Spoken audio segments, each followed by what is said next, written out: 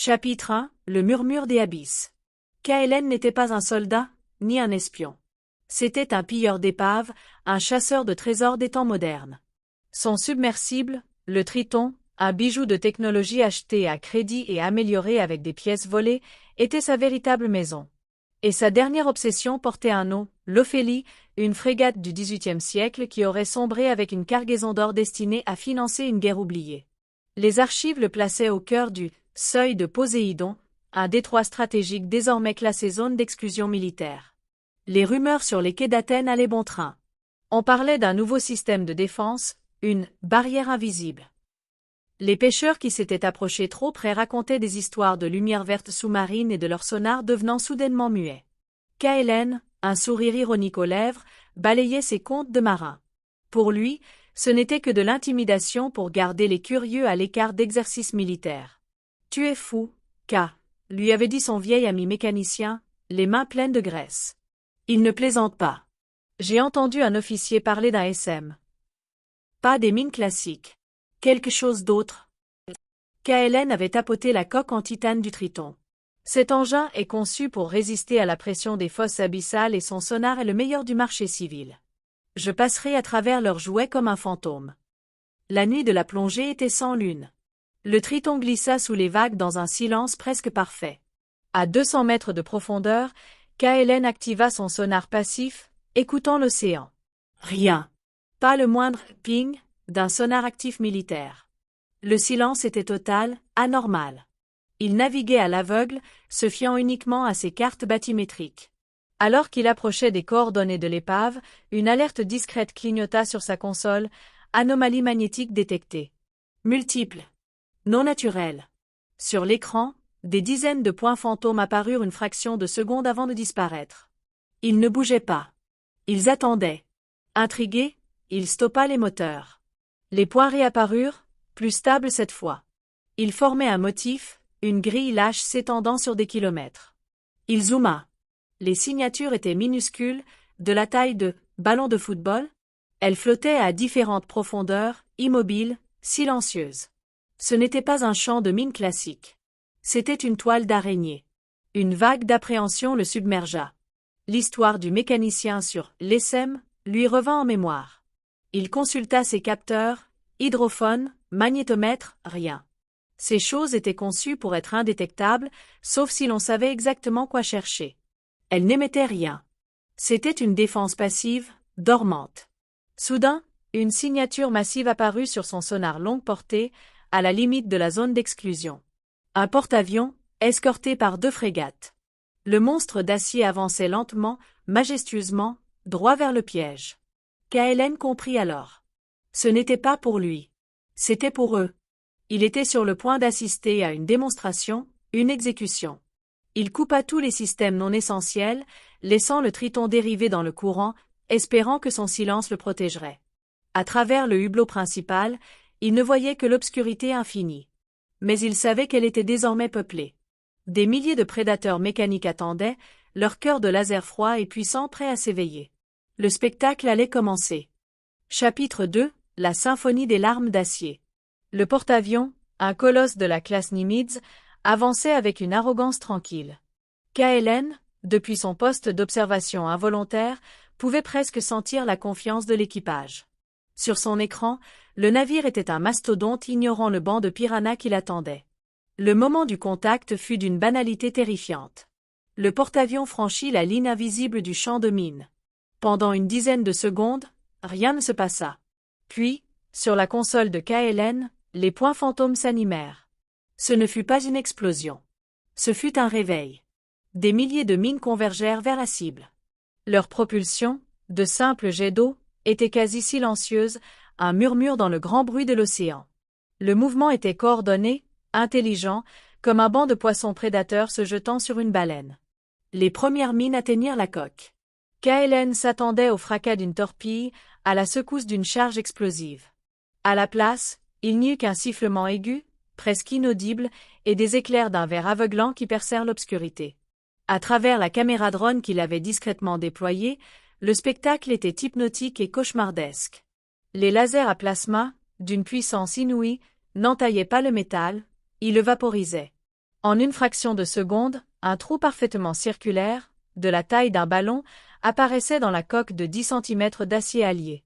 Le métal en fusion coulait comme de la cire, se solidifiant instantanément en une couronne hideuse autour de la brèche.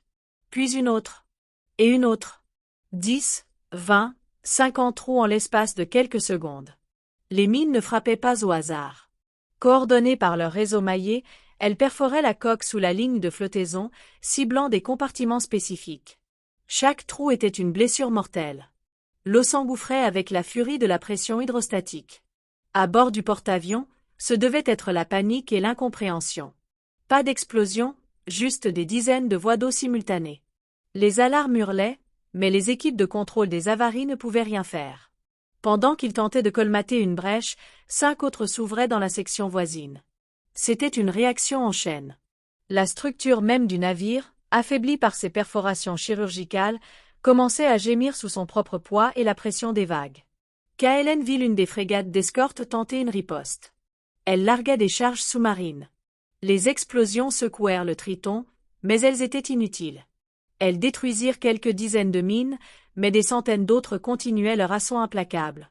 Le moment le plus effrayant fut lorsque l'ESM se tourna vers l'un des sous-marins nucléaires d'attaque qui escortaient le convoi en profondeur. KLN vit une centaine de mines plongées d'un même mouvement.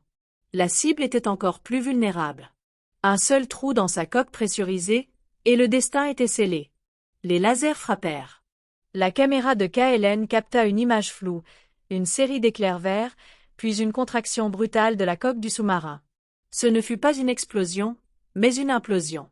Des sections entières s'effondrèrent sur elles-mêmes sous la pression colossale, comme une canette écrasée par une main de géant. Le sous-marin, sa flottabilité anéantie, plongea vers les abysses, un cercueil d'acier tordu, sans avoir eu le temps de lancer le moindre appel. Le porte-avions, lui, agonisait. Il gîtait maintenant de plus de 20 degrés. L'eau inondait les ponts inférieurs, les moteurs s'étaient tus. 5 minutes s'étaient écoulées. Le géant des mers était condamné. En moins de 15 minutes, comme l'avait prédit une froide équation, la proue du navire s'enfonça, et le Titan de 100 000 tonnes glissa sous les vagues dans un dernier soupir de vapeur et d'acier. Le silence retomba, encore plus lourd qu'avant. KLN, tremblant dans son cockpit, venait de voir le futur de la guerre navale. Et il était piégé en son centre. Chapitre 3 – La fuite de l'aventurier. Le silence après la bataille était plus terrifiant que le chaos lui-même.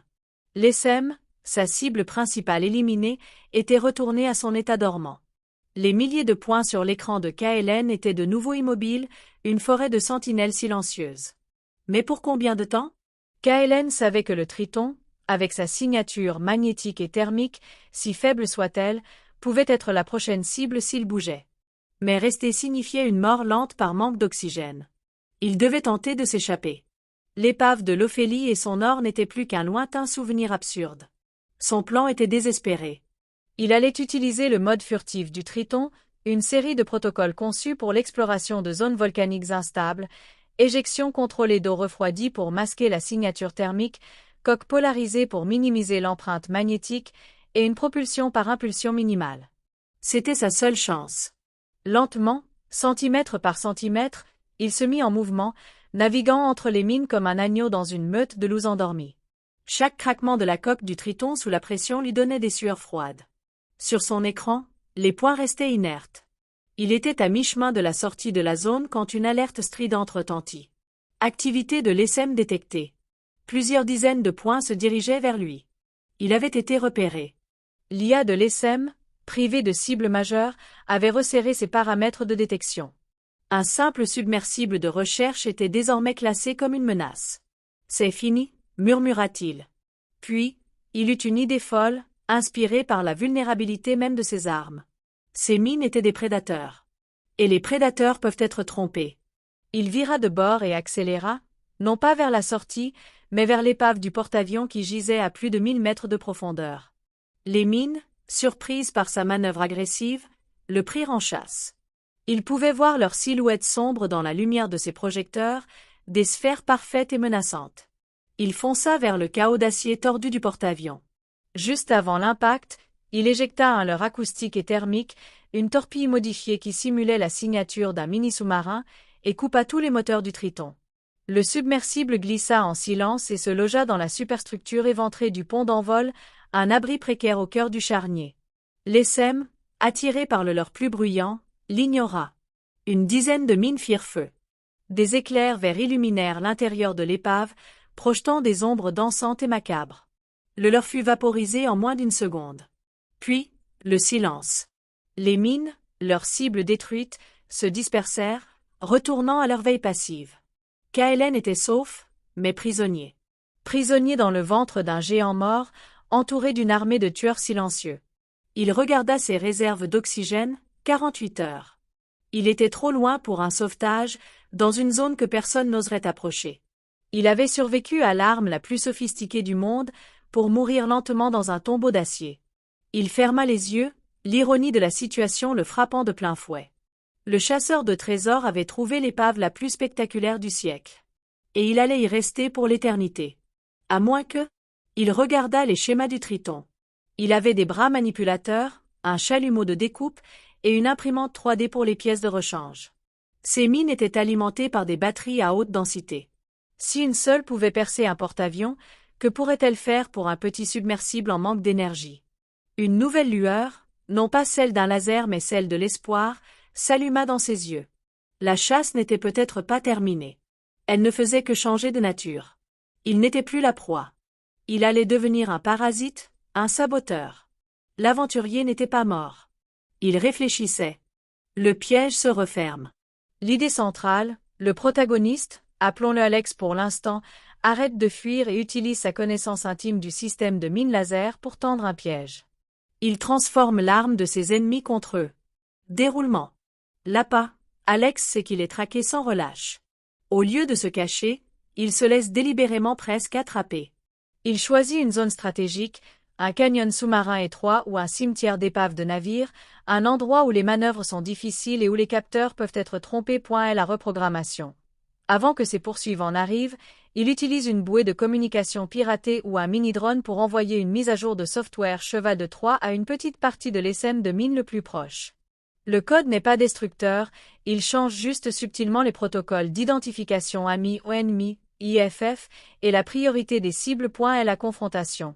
Le navire amiral des poursuivants, un frégate high-tech, entre dans le canyon, confiant dans sa supériorité. Ils déploient leur propre drone pour coincer Alex. C'est le moment qu'il attendait. Le retournement, Alex active son piège. Les mines qu'il a reprogrammées ne le voient plus comme la cible prioritaire.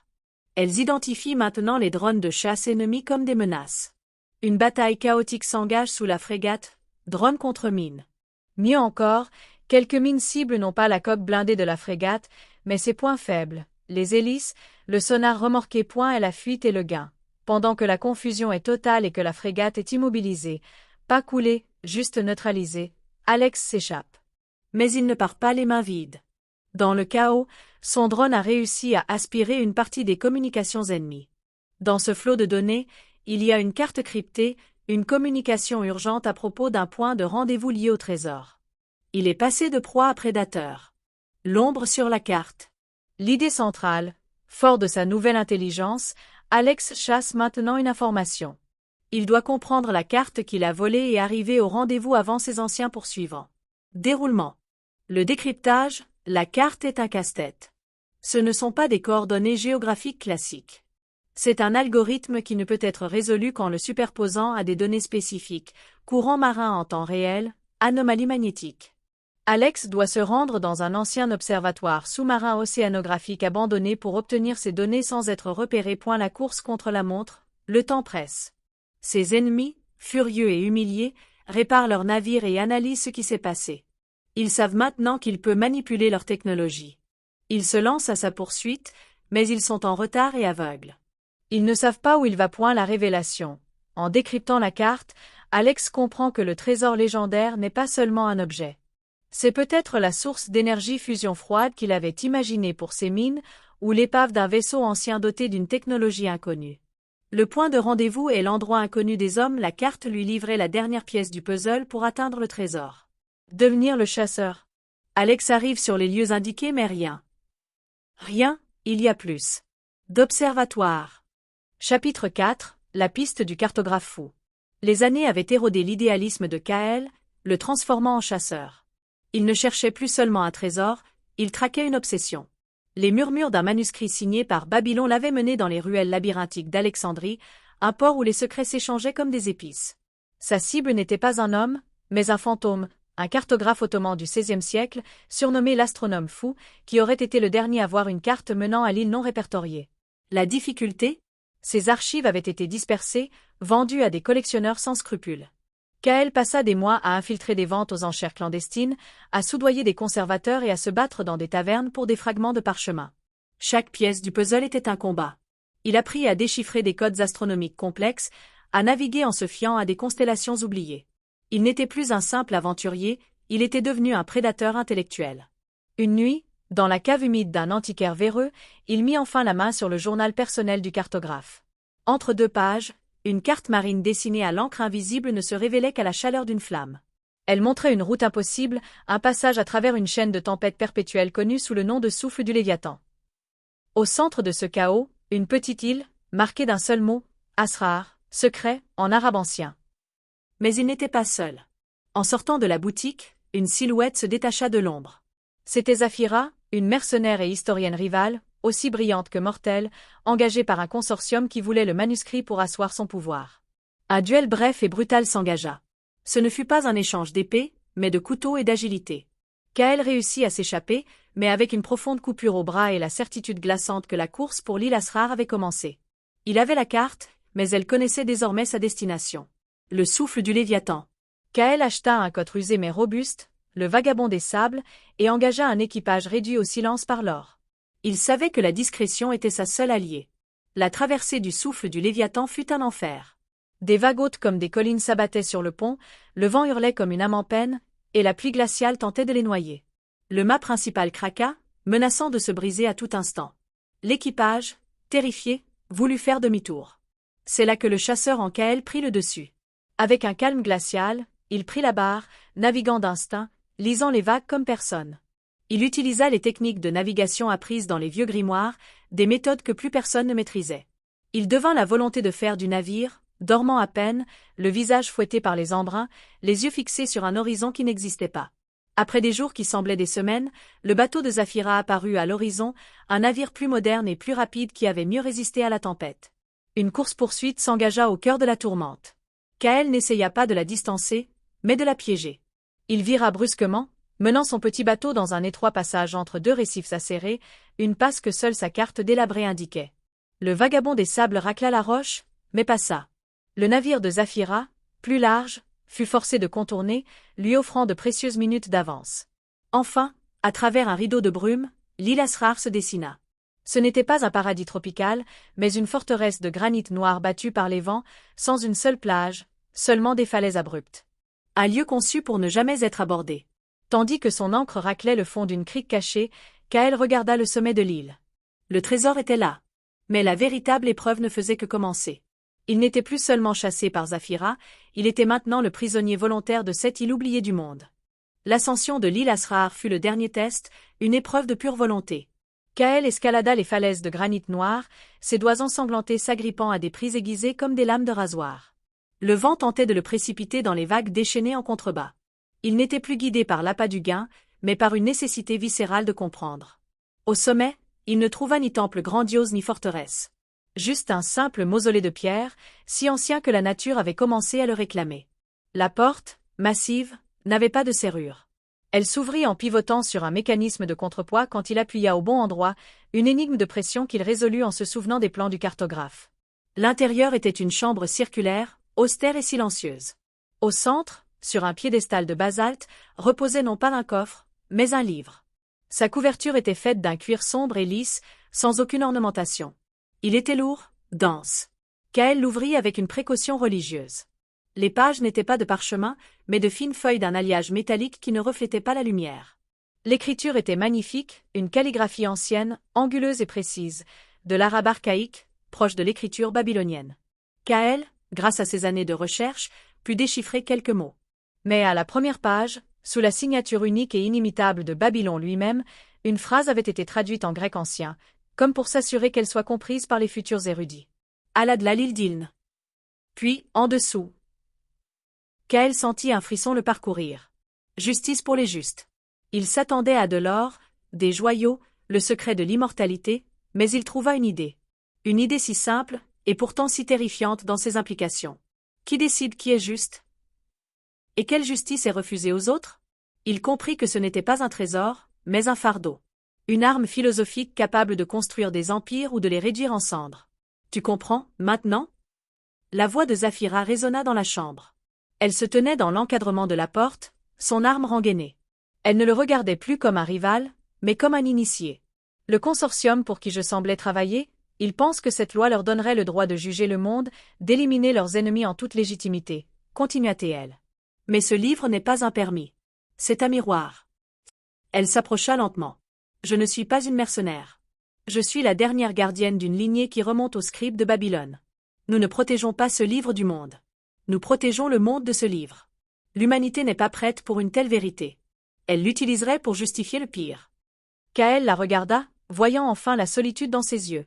La gardienne fraîchement élue portait le poids de siècles de secrets. Sa poursuite n'était pas une traque, mais un test. Elle devait s'assurer que quiconque trouverait l'île serait digne de comprendre le danger. Justice pour les justes, murmura Kael, le regard fixé sur le livre. Cela ne veut pas dire que seuls les bons méritent la justice. Cela veut dire que la véritable justice ne peut être rendue que par ceux qui sont eux-mêmes justes. C'est une responsabilité, pas un droit. Un éclair de surprise, puis d'admiration, passa dans les yeux de Zafira. Il avait compris. Il n'avait pas vu un outil de pouvoir, mais un appel à la perfection morale. Le chasseur de trésors était mort sur cette île, remplacé par un philosophe. Elle s'adoucit, le masque de guerrière s'effaçant pour révéler la femme qui portait un fardeau trop lourd pour elle seule. Pendant des générations, ma famille a attendu quelqu'un qui ne verrait pas le pouvoir, mais le devoir. J'étais venu te tuer si tu avais été Cupide. Kael referma doucement le manuscrit. L'or et la gloire lui semblaient dérisoires maintenant. Il avait trouvé le plus grand des trésors, une raison d'être. Tu n'es plus seul pour le protéger, dit-il simplement. Dehors, la tempête commençait enfin à se calmer. Pour la première fois depuis des années, Kael ne pensait plus à la prochaine carte, à la prochaine énigme, au prochain trésor. En regardant Zafira, il comprit qu'il venait de trouver les deux. Ils n'étaient plus rivaux, mais les deux seuls membres d'un ordre oublié, gardiens de la première et plus dangereuse loi du monde, sur une île que le monde continuerait d'ignorer. Pitch investisseur. Système de défense navale Cerberus. Titre. Redéfinir la souveraineté maritime. La révolution de la défense asymétrique. Slide d'ouverture. Une image stylisée d'un porte-avions imposant, avec de multiples et discrets points lumineux rouges convergeant sous sa coque. Introduction. Le problème actuel. Messieurs, mesdames. Aujourd'hui, la puissance navale se mesure en milliards de dollars et en dizaines de milliers de tonnes d'acier. Un seul groupe aéronaval est un symbole de puissance, mais c'est aussi une cible de 13 milliards de dollars, vulnérable et incroyablement coûteuse à opérer. Les menaces modernes, drones, missiles hypersoniques, sous-marins furtifs rendent ces géants plus fragiles que jamais. La question n'est plus comment construire un plus gros navire, mais comment neutraliser une menace de plusieurs milliards avec un investissement minimal. La réponse est une rupture technologique. La réponse est Cerberus. Notre solution, le système de déni d'accès Cerberus. Cerberus n'est pas une mine. Ce n'est pas un drone. C'est un SM de défense autonome et intelligent. Nous avons transformé la mine navale, un concept vieux de plusieurs siècles, en une arme chirurgicale du XXIe siècle. Imaginez non pas une explosion, mais des milliers de piqûres mortelles et coordonnées. Comment ça marche? Les nœuds, les mines. Chaque unité Cerberus est une sphère compacte, 50 à 60 cm, furtive, déployable en grand nombre par air ou par mer. Équipée de capteurs passifs, sonars, magnétomètres, elle est totalement silencieuse et indétectable jusqu'à l'activation. Son cœur, une batterie haute densité alimentant un laser à fibre de forte puissance. L'ESM intelligent, des milliers de nœuds sont déployés pour former une zone de déni stratégique, entrée de port, détroit, route commerciale. Ils communiquent via un réseau acoustique furtif, agissant comme un seul organisme prédateur. Ils pensent, ils coordonnent, ils attendent. L'attaque chirurgicale, quand une cible de grande valeur, porte-avions, sous-marin, entre dans la zone, l'ESM converge. Il ne cherche pas à faire une énorme explosion. Son objectif est plus subtil et bien plus efficace. Perforation de précision. Chaque laser perce un trou net de 20 à 30 cm dans la coque en une fraction de seconde. Pas de déflagration, juste du métal en fusion point effet en cascade, une seule brèche est gérable. Mais 20, 50, 100 brèches simultanées sous la ligne de flottaison créent une voie d'eau non maîtrisable. La structure est affaiblie, les compartiments sont inondés en chaîne, et la pression hydrostatique fait le reste. Efficacité redoutable, un porte-avions coule en moins de 15 minutes. Un sous-marin, dont la coque est conçue pour la pression externe, implose en quelques secondes. Avantages concurrentiels uniques, notre unfair advantage. Guerre asymétrique pure. Le coût de production d'un nœud Cerberus est de l'ordre de quelques milliers de dollars grâce à l'impression 3D et des composants standards. Nous pouvons neutraliser une menace à 13 milliards de dollars avec un système coûtant une fraction infime de ce prix. Le retour sur investissement stratégique est inégalé.